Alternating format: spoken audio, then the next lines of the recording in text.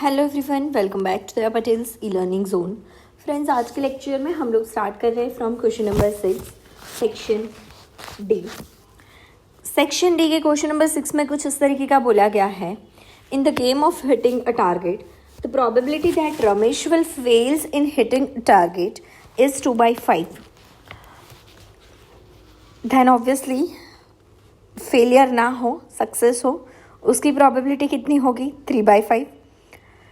If he is given 3 trials to hit the target, find the probability that event he hits the target successfully in 2 trials.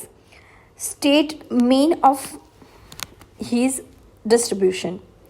Anyways, हम लोगों को यहाँ पे P की जो probability है वो दी हुई है, that is 2/3. सॉरी, क्यू की प्रोबेबिलिटी है बिकॉज फेल होने की प्रोबेबिलिटी है। So we can say q is equals to 2/5। So p is equals to 3/5। Okay, n is equals to 3 trials देनी है और उसमें से 2 में पास होना है। सो एक्स इज इक्वल्स टू 2। बहुत ही ईजी एंड सिंपल है। आप लोग आगे भी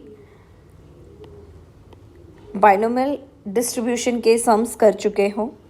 यहाँ पे p ऑफ x का फॉर्मूला होता है NCx into p raise to x q raise to n minus x। फटाफट से वैल्यू पुट करो। 3c2, p मतलब 3/5, x मतलब 2, 2/5, 3 minus 2, 3c2 3, 9/25 into 2/5, 3 into 9 into 2 it's 54, 25 into 5 it's 125। Next बोला है मीन फाइंड करने का। मीन मतलब होता है NP, n is equals to 3, p is equals to 3/5, mean is 9/5। Clear है? Let's move to the next question, that is question number 7।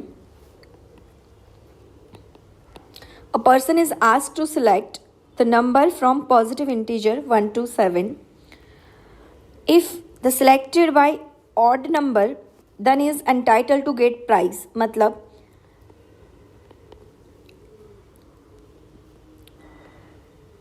7 में से 4 अटैम्प्ट में आपको सक्सेस मिल सकती है।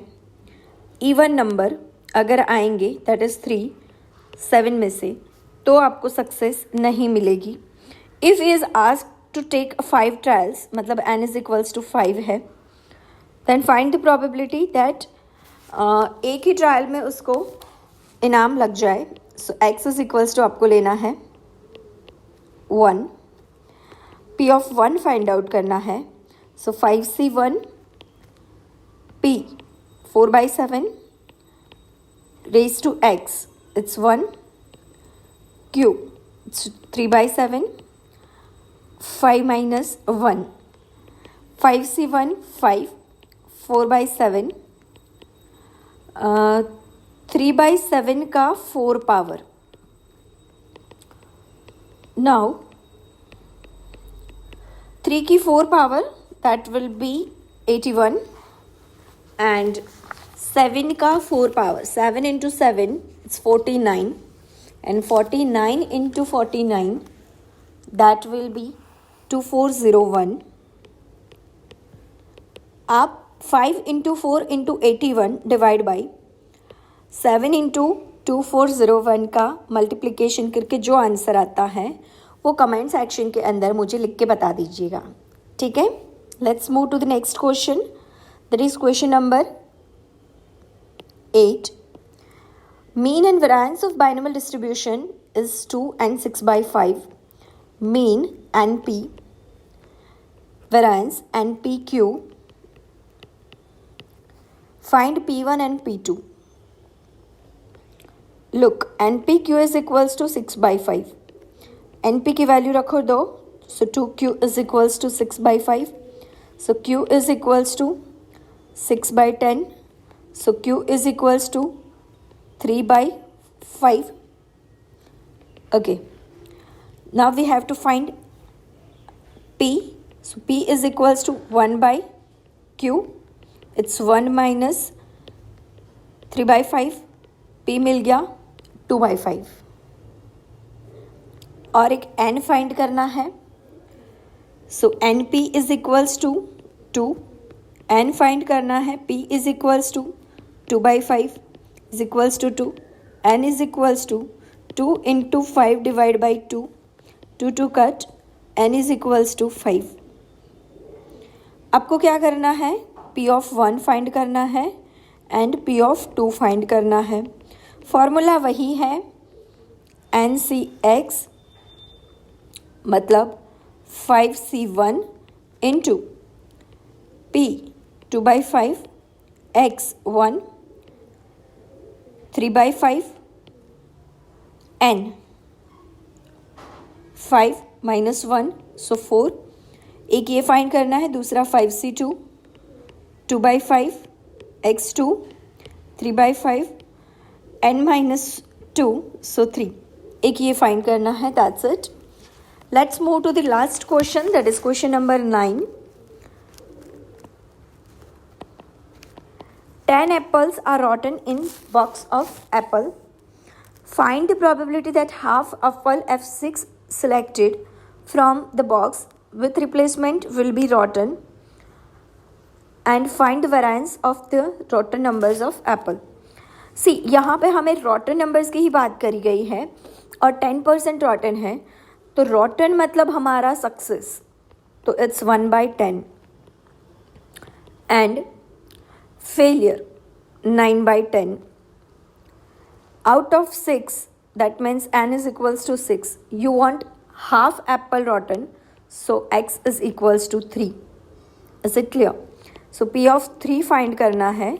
6 से 3 P 1/10 1 sorry it's 3. 9/10 it's also 3. 6 से 3 20. 1/1000. 9 into 9 into 9 it's 729/1000. ये 2 का 0 कट किया. 729 into 2 1458 upon 1 lakh. Answer is 0.0146. Clear है? 5 का मैंने 8 कर दिया. ओके, इसके अंदर आपको NPQ भी निकालना है. Variance is equals to NPQ. N माने तो 6, P मतलब 1/10, Q मतलब 9/10.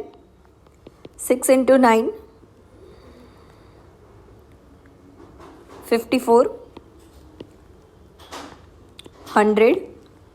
Your answer is 27/50. क्लियर है? सो फ्रेंड्स, आज के लेक्चर के लिए इतना रखते हैं. नेक्स्ट लेक्चर में जल्दी मिलते हैं. Thanks for watching. जय हिंद, जय भारत.